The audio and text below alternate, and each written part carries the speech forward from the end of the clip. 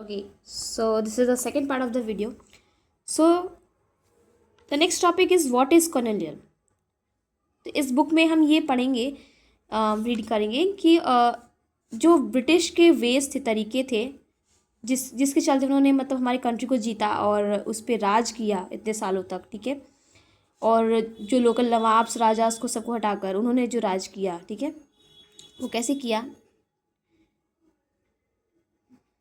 Okay, you will see how they established control over economy society, कैसे उन्होंने economy में पैसे पर, सोसाइटी पे कैसे कैसे उन्होंने रेवेन्यूज मतलब जितने टैक्सेस थे कलेक्ट किए, ठीक है, कैसे कैसे उन्होंने गुड्स को खरीदा, सामान को खरीदा, ठीक है। ठीक है, तो ये सब टाइम है हम इस मतलब सेगमेंट में जानेंगे। Okay, you will also come to know about the changes British rule brought about in values and tastes. आप ये भी जानोगे कि ब्रिटिश रूल के चलते क्या क्या वैल्यूज़ में चेंज हुए, क्या क्या टेस्ट चेंज हुए, क्या क्या कस्टम्स बदले, ठीक है, क्या क्या चीज़ें टाइम टू टाइम मतलब बदलने लगी ब्रिटिश के रहने से, ठीक है, क्या पॉलिटिकल, इकोनॉमिक, सोशल, कल्चरल क्या भी चेंजेस हुए, सारे चीज़, ठीक है।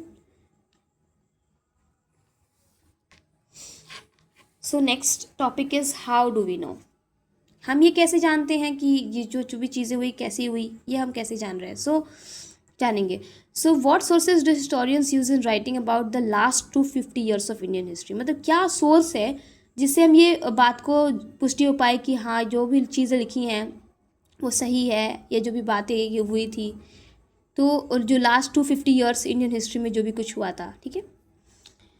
So next, administration produces records, the next topic is administration produces records. So एक इम्पॉर्टेंट सोर्स ये भी था ब्रिटिश एडमिनिस्ट्रेशन का कि उन्हें ऐसा बिलीव होता था, ब्रिटिशर्स को ये बिलीव होता था कि वो जो राइटिंग, जो किसी चीज़ को लिखना बेस्ट तरीका है, ठीक है, उसको ज़्यादा दिन तक प्रिजर्व करके रखना, मतलब अगर आपको बहुत टाइम तक प्रिजर्व करके रखना है या अपने नेक्स्ट जनरेशन के लिए रखना है तो आप उस चीज़ को लिख लो, उनका ये मानना था। तो इसलिए वो अपनी जो भी डिसीजंस थे, जो भी एग्रीमेंट्स थे, जो भी उनके रूल्स रेगुलेशंस कुछ भी थे, जो भी उनका पेपर वर्क था, सब वो जो भी चीज़ वो वर्बली बोलते थे वो उसे लिख लेते थे और लिख कर उसके रिकॉर्ड्स रूम बना लेते थे। मतलब रिकॉर्ड्स रूम वो होता है जहाँ पर उनके इंपॉर्टेंट डॉक्यूमेंट्स को अच्छे से रखा जाता है कि अगर सालों साल वो ठीक रहे और उसके बाद भी लोग उसके बारे में जान पाए, उसका नेक्स्ट जनरेशन भी जान पाए, ठीक है, कि क्या हुआ था, इवेंट्स क्या क्या हुए थे, क्या हुए थे, ठीक है। और उन्हीं के चलते ही हमारे कल्चर में मेमोस, नोटिंग्स और रिपोर्ट्स की जो प्रक्रिया वो शुरू हो गई, ठीक है, ये सब बनने लगे, ठीक है। British also felt that all important documents and letter needed to be carefully preserve. British को ये लगता था कि जितने भी इंपॉर्टेंट डॉक्यूमेंट्स है, लेटर्स है, सबको अच्छे से ध्यानपूर्वक प्रिजर्व कर रखना चाहिए, ठीक है। जिसके चलते उन्होंने यहाँ पे लिखा हुआ है कि उन्होंने रिकॉर्ड रूम्स बनाए, ठीक है। और ये रिकॉर्ड्स रूम कहाँ कहाँ थे ये हम जानेंगे। तो ये रिकॉर्ड्स रूम थे विलेज तहसीलदार्स ऑफिस में, कलेक्ट्रेट में, कमिश्नर ऑफिस में थे, प्रोविंशियल सेक्रेटरीट्स के ऑफिस में थे, लॉ कोर्ट्स में थे, ठीक है। ये सारे के सारे जितने भी नेम्स है सबके अपने अपने ऑफिस थे, रिकॉर्ड रूम्स थे, ठीक है। जहाँ पर इनका जो भी ऑफिशियल डॉक्यूमेंट्स थी या जो भी चीज़ें थी, ठीक है, इंपॉर्टेंट डॉक्यूमेंट्स वो सब रखते थे, ठीक है, संभाल कर, कुछ म्यूजियम्स में भी और कुछ आर्काइव्स में भी रखते थे, ठीक है। ये सारी बातें 19th सेंचुरी की है, ठीक है। In the early years of 19th century, these documents were carefully copied out and beautifully written by calligraphists. So as we all know that calligraphist वो होते हैं जो एक जो टेक्स्ट उसको सुंदर तरीके से, सुंदर वे में, है ना, अच्छी तरह वे में लिख कर रखते हैं, लिखते हैं, उन्हें कैलीग्राफिस्ट कहते हैं। So early years 19th century के कुछ समय मतलब जो स्टार्ट थे उसी टाइम पे भी क्या हुआ कि उन्होंने डॉक्यूमेंट्स को अब क्या किया, कॉपी करना शुरू कर दिया और उसी कैलीग्राफिस्ट के हाथ से मतलब सुंदर से राइटिंग फॉर्मेट में लिख कर रखने लगे वो लोग, ठीक है। तभी से ब्यूटीफुल राइटिंग की जो आर्ट थी वो शुरू हो गई, ठीक है, लिखने का वो beautiful writing art. As you can see this is a picture, the national archives of India came up in 1920। 1920 में ये देखो आर्काइव्स, यहाँ रिकॉर्ड रूम है, इट मीन्स यहाँ पर सारे इंपॉर्टेंट डॉक्यूमेंट्स रखे जाते थे ब्रिटिशर्स द्वारा। Okay okay, so here is reports to the home department, कुछ रिपोर्ट्स है, ठीक है। 1946 में ये कॉलोनियल गवर्नमेंट इन इंडिया ये चाह रहे थे, कोशिश कर रहे थे कि वो रॉयल इंडियन नेवी के शिप्स को तोड़ दे, ठीक है, वो तोड़ना चाह रहे थे। तो ये रिपोर्ट ही है, वो बता रहा है, ठीक है, कि क्या क्या रिपोर्ट्स में क्या क्या हुआ, ठीक है। तो बॉम्बे में ये हुआ कि कुछ अरेंजमेंट्स हुए, ठीक है, जिससे आर्मी शिप्स को अच्छे से ले पाए, ठीक है। रॉयल नेवी शिप्स को बाहर रहने दे दिया गया, ठीक है। कराची की रिपोर्ट है जहाँ पर 301 मल्टीनियर्स अरेस्ट हो गए और कुछ लोग को बहुत सस्पेक्ट किया गया कि वो लोग मतलब उसमें मतलब उस जो नेवी को शिप को जो ब्रेक किया गया था उसके मतलब तोड़फोड़ में उनका जिम्मेदारी उनको लगा, तो उनको अरेस्ट किया गया था। विशाखापट्टनम की ये जो रिपोर्ट है, the position is completely under control and violence has accrued, मतलब जो पोजिशन थी, जो भी वायलेंस शुरू हो गई थी वो बंद हो गई, मतलब वहाँ अंडर कंट्रोल में आ गई उनके, ठीक है। मिलिट्री गार्ड्स वहाँ पे शिप्स के आसपास रहने लगे, ठीक है। So next we are moving to the next topics, which says here is a picture, a custard apple plant। ये custard apple plant की picture है 1770s में।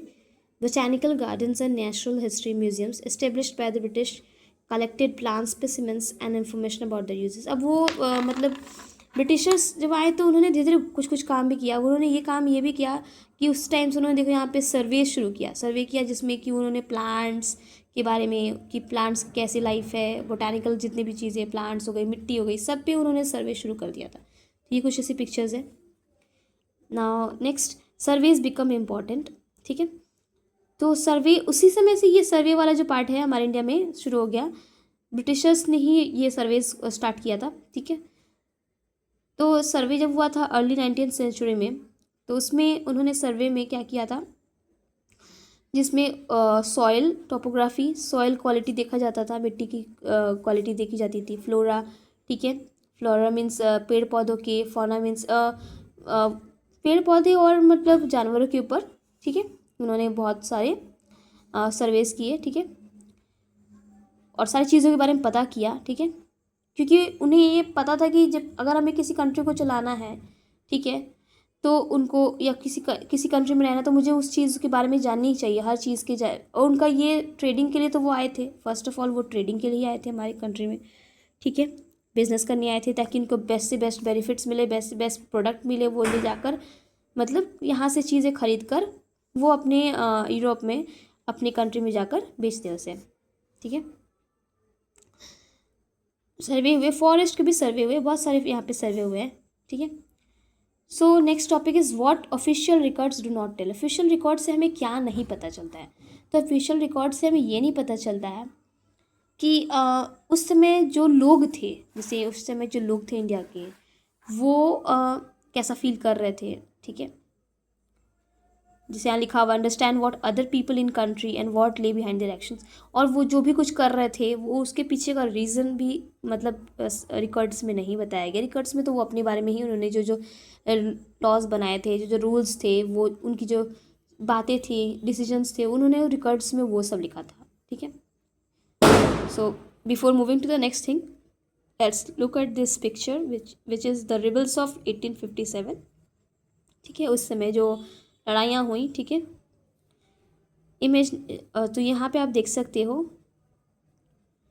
कि ये इमेजेस में दिख रहा है कुछ सिपाहियाँ जो हैं वो लोगों को मार रहे हैं, और फिर वो अपने जो जितनी लूट हुई है आपस में एक दूसरे को बांट रहे हैं, ठीक है। और इसमें दिख रहा है कि ब्रिटिश के जो आर्मी है वो बहुत ज़्यादा ग्रीडी दिख रहे हैं, ठीक है, ब्रूटल, लोगों को बहुत ब्रूटली मार रहे हैं निर्दयी होकर, ठीक है। चलो तो next, for what we need to look elsewhere. When we begin to search for those other sources, we find them in plenty, though they are more difficult to get them official records। मतलब लोग कैसा feel कर रहे थे उस पर कोई records नहीं थे, ठीक है। हाँ, लेकिन हमें कुछ डायरीज मिली, ठीक है, कुछ ट्रैवलर्स की, ठीक है, ऑटोबायोग्राफीज से पता चला, ठीक है। As printing spread, newspaper were published and issues were debated in public. और जैसे जैसे प्रिंटिंग शुरू हो गया, स्टार्टिंग हुई प्रिंटिंग का जो एरा शुरू हुआ, प्रिंटिंग होना शुरू हो गया, तो उस समय न्यूज़पेपर पब्लिश होना शुरू हो गया और लोग मतलब सब चीज़ों को जानने लगे अब, ठीक है। और लोग अपने अपने आइडियाज़ को स्प्रेड करने लगे, ठीक है, न्यूज़पेपर के थ्रू अपनी अपनी जो फीलिंग्स थी उसको एक्सप्रेस करने लगे, ठीक है।